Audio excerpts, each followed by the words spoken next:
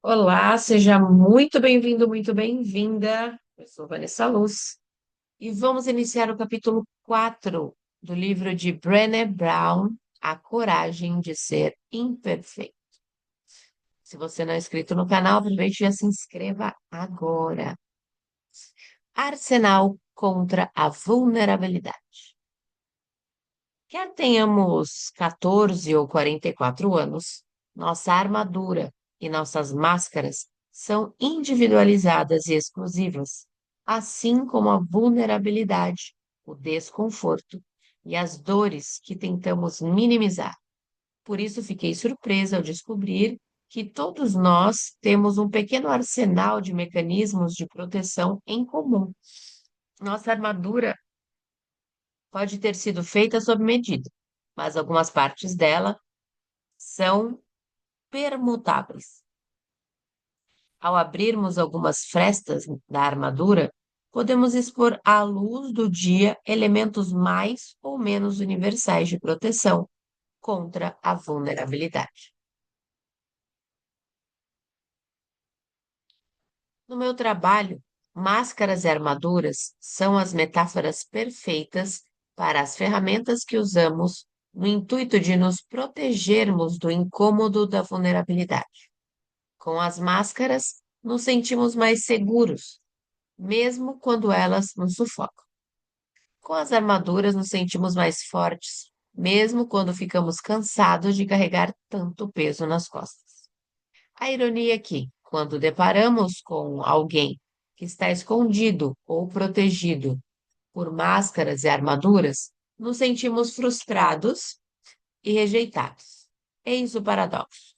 Vulnerabilidade é a última coisa que quero sentir em mim, mas a primeira coisa que procuro no outro. Se eu estivesse dirigindo uma peça sobre o arsenal contra a vulnerabilidade, o cenário seria um refeitório de colégio e os personagens seriam os nossos eus de 11, 12 e 13 anos. Escolhi essa faixa etária porque pode ser difícil identificar a armadura nos adultos. Uma vez que a vestimos por muito tempo, ela se molda às nossas feições e acaba ficando indetectável, como uma segunda pele. Com as máscaras acontece o mesmo. Entrevistei centenas de participantes que compartilhavam do mesmo medo.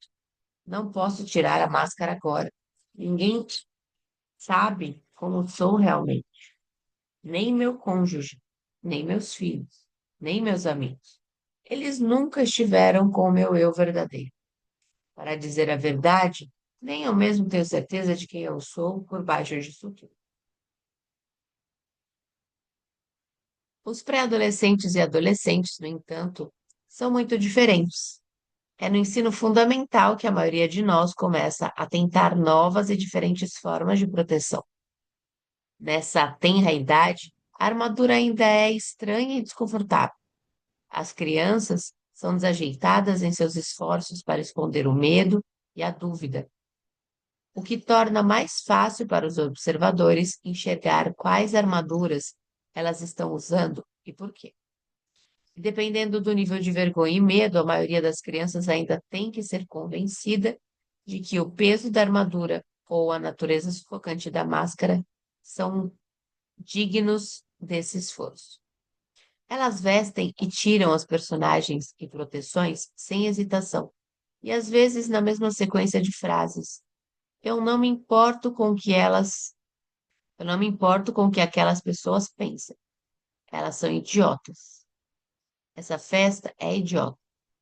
Você pode ligar para a mãe das minhas amigas e descobrir que roupas elas vão vestir? Tomara que me convidem para a festa. Falando por experiência própria, o mais difícil de criar uma filha no ensino médio é ter que ficar cara a cara com a estudante desajeitada e de mãos suadas de nervosismo que ainda mora dentro de mim. Meu instinto na época era baixar a cabeça e correr. E ainda sinto esse impulso palpitando em mim quando Ellen está passando por alguma dificuldade. Quer tenhamos 14 ou 44 anos, nossa armadura e nossas máscaras são individualizadas e exclusivas, assim como a vulnerabilidade, o desconforto e as dores que tentamos minimizar. Por isso, fiquei surpresa ao descobrir que todos nós temos um pequeno arsenal de mecanismos de proteção em comum. Nossa armadura pode ter sido feita sob medida, mas algumas partes dela são permutáveis. Ao abrirmos algumas frestas da armadura, podemos expor à luz do dia elementos mais ou menos universais de proteção contra a vulnerabilidade. Quando esses mecanismos compartilhados começam a emergir na coleta de dados, meu primeiro instinto foi classificar o comportamento e enxergar as pessoas à minha volta como estereótipo. Ela com certeza usa essa máscara. Meu vizinho veste direto essa armadura. É da natureza humana querer categorizar e simplificar, mas isso nos afasta da verdade. Nenhum de nós utiliza apenas uma dessas defesas universais. A maioria será capaz de se relacionar com quase todas elas, dependendo das diferentes situações que se atravessam. Minha esperança é que uma espiada nesse arsenal nos ajude a olhar para dentro de nós mesmos. De que forma nos protegemos da vida?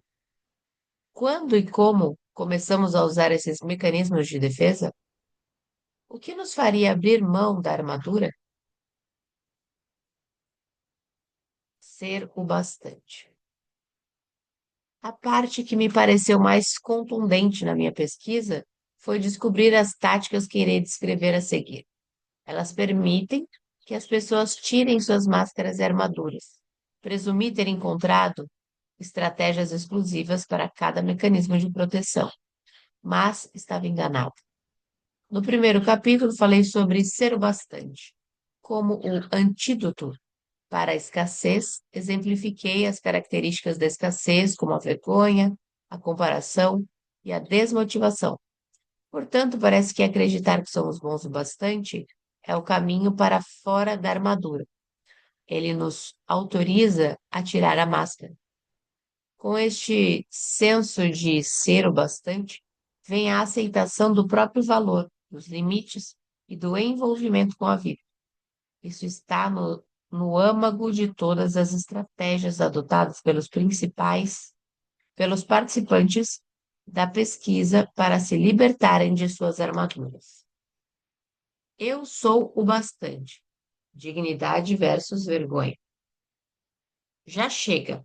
Limites versus vontade de vencer sempre a comparação.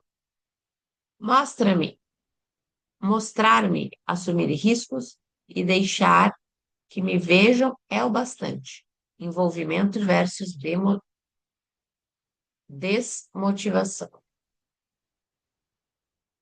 Todas as pessoas que entrevistei a esse respeito falaram de suas dificuldades em relação à vulnerabilidade. Ninguém é capaz de abraçar a transparência e a vulnerabilidade sem reservas, hesitação ou medo. Quando se trata de incertezas, riscos e exposição emocional, o que mais escutei foram relatos de pessoas tentando vestir algum tipo de armadura antes de finalmente se entregar. Meu primeiro instinto é, mas isso nunca funcionou. Por isso agora e isso mudou a minha vida. Passei anos até que um dia eu tentei e isso fez meu casamento ficar mais fortalecido. Recentemente fiz uma palestra sobre vulnerabilidade para 350 pessoas, entre as quais oficiais da SWAT, policiais que acompanham presos em liberdade condicional e carcereiros. Um oficial da SWAT se aproximou de mim depois da palestra e disse: O único motivo de termos escutado é que você é tão ruim em se abrir e se mostrar quanto nós. Se não tivesse a mesma dificuldade para lidar com vulnerabilidade, nós não confiaríamos em nada do que disse. Eu não só acreditei nele, como concordei inteiramente. Confio nas estratégias que descrevo aqui por duas razões. A primeira é que os participantes da pesquisa para a primeira é que os participantes da pesquisa que compartilharam comigo combatem os mesmos gremlins e a mesma insegurança e dúvidas que todos nós enfrentamos. A segunda razão é que eu pratiquei essas táticas em minha vida e sei que elas não são apenas agentes de mudança, elas são boias salva-vidas. As três formas de escudo que eu vou mostrar são o que chamo de arsenal universal contra a vulnerabilidade, porque descobri que todos nós as incorporamos de algum modo em nossa armadura exclusiva e pessoal. Elas incluem a alegria como um mau presságio, aquele temor repentino e paradoxal que reprime qualquer felicidade momentânea. O perfeccionismo, ou acreditar que fazer qualquer coisa com perfeição significa que você nunca passará vergonha. E o entorpecimento, a adoção de qualquer recurso que anestesia a dor do desconforto e da solidão. Cada escudo é acompanhado por estratégias para se viver com ousadia. Todas elas nos ensinam a ser o bastante e ter eficácia comprovada no desarmamento. Estudos universais contra a vulnerabilidade. O escudo da alegria como mau presságio. Por ter estudado sentimentos como a vergonha, o medo e a vulnerabilidade, nunca imaginei que algum dia confessaria e investigar o conceito da alegria virou minha vida profissional e o pessoal de cabeça para baixo. Mas é verdade. De fato, ter passado tantos anos estudando o que significa sentir alegria faz com que eu me afirme, faz com que eu afirme que, que esta seja provavelmente a emoção mais difícil. Isso porque quando perdemos a capacidade ou o desejo de ficar vulnerável, a alegria se torna algo que vemos como profunda desconfiança. O nosso eu mais jovem costumava receber a alegria como puro deleite. E essa mudança chega lentamente e sem que tenhamos consciência. Passamos a sentir apenas que ensaiamos por mais felicidade em nossa vida. Em uma cultura de profunda escassez, de nunca nos sentirmos seguros ou certos o bastante, a alegria parece uma farsa.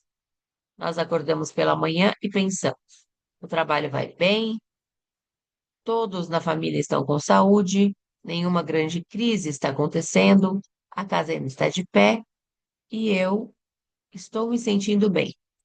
Que droga, isso é ruim, muito ruim. Algum desastre deve estar à espreita, só esperando para acontecer. Ou somos promovidos e nosso primeiro raciocínio é: bom demais para ser verdade. Qual é a pegadinha? Ou nós, mulheres, ficamos grávidas e pensamos: minha filha é saudável e feliz. Logo, alguma coisa realmente ruim vai acontecer com esse novo bebê. Eu sei disso. Ou saímos de férias com a família pela primeira vez, mas em vez de ficarmos animados, começamos a fantasiar sobre a queda do avião ou um acidente na estrada. Quando perguntei aos participantes da pesquisa sobre as experiências que faziam com que se sentissem mais vulneráveis, eu não esperava que a alegria fosse uma das respostas. Esperava medo e vergonha, mas não os momentos felizes de suas vidas. Fiquei perplexa. Veja como as pessoas completaram a frase: eu me sinto mais vulnerável quando olho para meus filhos dormindo. Admito como amo meu marido e minha esposa.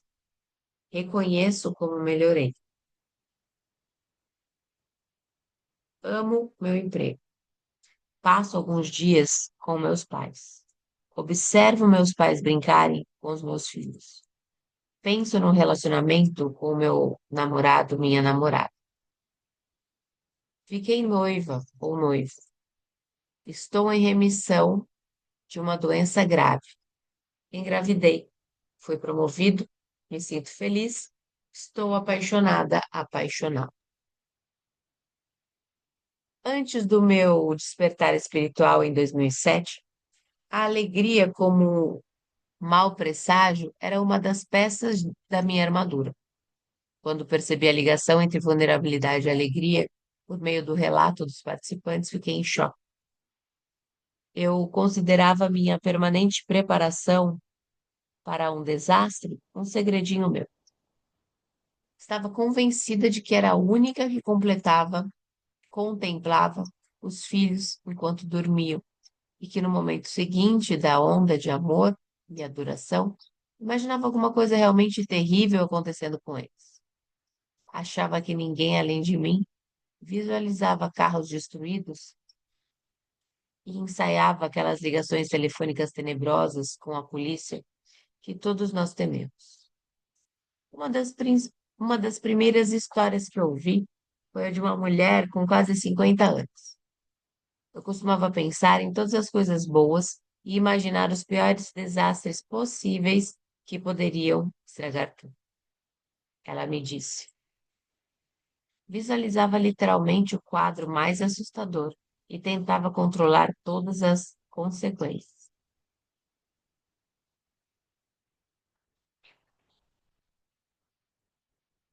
Quando minha filha entrou para a faculdade de seus sonhos, comecei a achar que algo muito ruim iria acontecer se ela mudasse para tão longe. Passei o verão inteiro antes de ela partir, tentando convencê-la a estudar em uma faculdade local. Isso abalou a confiança dela e estragou o nosso verão. Foi uma lição dolorosa. Agora cruzo meus dedos, fico grata, rezo e tento de todas as maneiras expulsar as imagens catastróficas da minha cabeça. Infelizmente, acabei transmitindo essa maneira mórbida de pensar para minha filha. Ela tem tido cada vez mais medo de tentar algo novo, sobretudo quando as coisas vão bem em sua vida. Ela me disse que não quer brincar com a sorte. Um homem na faixa etária de 60 anos me disse: eu costumava achar que a melhor maneira de levar a vida era esperando o pior. Desse modo, se o pior acontecesse, eu estaria preparado. E se não acontecesse, eu ficaria agradavelmente surpreso. Então sofri um acidente de carro em que minha mulher faleceu. É inútil dizer que esperar o pior não me preparou para nada. Ainda sofro por todos aqueles momentos maravilhosos que passamos juntos e que não desfrutarei em sua plenitude. Hoje, meu compromisso com ela é aproveitar ao máximo todos os momentos. Eu só queria que ela estivesse aqui agora, que aprendi a fazer isso. Essas histórias ilustram de que modo o conceito da alegria como mau presságio, utilizado como método para reduzir a vulnerabilidade, vai desde ensaiar a tragédia até ao que eu chamo de decepção perpétua. Alguns de nós, como a mulher de imaginação mórbida na primeira história, fantasiam o pior que pode acontecer quando a alegria bate a porta, ao passo que outros nem sequer enxergam, preferindo ficar em um estado inerte de decepção perpétua. Para estes, para estes é mais fácil viver decepcionado do que se decepcionar. Sem dúvida, é mais vulnerável mergulhar e sair da decepção do que montar acampamento nela. Nesse estado, sacrifica-se a alegria para evitar a dor. Ambas as atitudes contam a mesma história. Entregar-se aos momentos felizes da vida requer vulnerabilidade. Se você, assim como eu, já ficou vigiando o sono de seus filhos e pensou, eu os amo tanto que dói, e no momento seguinte foi tomado por imagens de coisas terríveis acontecendo com eles, saiba que Saiba que não é louco nem está sozinho. Cerca de 80% dos pais que entrevistei admitiram já ter passado por essa experiência. A mesma porcentagem é verdadeira para os milhares de pais com quem falei e trabalhei ao longo dos anos. Afinal de contas, por que fazemos isso? Uma vez que fazemos a ligação entre vulnerabilidade e alegria, a resposta é bastante direta. Estamos tentando vencer a vulnerabilidade à força. Não queremos ser surpreendidos pela dor, como não queremos ser pegos de guarda baixa. Ensaiamos as reações, as piores possibilidades como defesa contra a decepção. Para os que ensaiam a tragédia, saibam que há uma razão para essas imagens inundarem sua mente no segundo seguinte ao que estão exultantes de alegria. Quando passamos a vida, consciente ou inconsciente, fugindo da vulnerabilidade, nós nos fechamos para a incerteza, o risco e a exposição emocional à alegria. Queremos muito sentir mais alegria, mas ao mesmo tempo não suportamos a vulnerabilidade. E nossa cultura fortalece esse ensaio da desgraça. A maioria de nós possui um estoque de imagens terríveis que pode ser, que pode sacar no instante em que não conseguimos lidar com a vulnerabilidade. Quando faço palestras, costumo medir as pessoas da plateia que levantarem a mão e se viram. Peraí. Quando faço palestras, costumo pedir às pessoas da plateia que levantem a mão e se viram alguma cena violenta na semana anterior. Em geral, cerca de 20% do auditório levanta a mão. Então, refaço a pergunta. Levante a mão se você viu noticiários, filmes e séries policiais ou documentários sobre crimes na última semana. Neste momento, entre 80% e 90% da plateia levantou a mão. Ou seja, nós acumulamos um bom estoque das imagens mórbidas de que precisamos para alimentar o mecanismo da alegria como mau presságio. Elas estão gravadas em nosso sistema neurológico. Somos pessoas visuais. Consumimos o armazenamento, consumimos e armazenamos mentalmente o que vemos e confiamos nessas imagens. Lembro-me de estar no carro com o Steve e as crianças indo para a praia, passar um feriadão. Meu filho Charlie repetia as piadinhas do tipo: o que é o que aprendera no jardim de infância. E todos nós, e todos estávamos muito felizes. Eu me percebi explodindo de alegria por estar ali com eles, e de repente, uma fração de segundo, quando a boca velha, como quando a boa e velha, vulnerabilidade me atingiu, lembrei-me de uma reportagem que mostrava um acidente horrível com uma família na estrada. Minha felicidade se transformou em pânico e me lembro de ter falado sem pensar.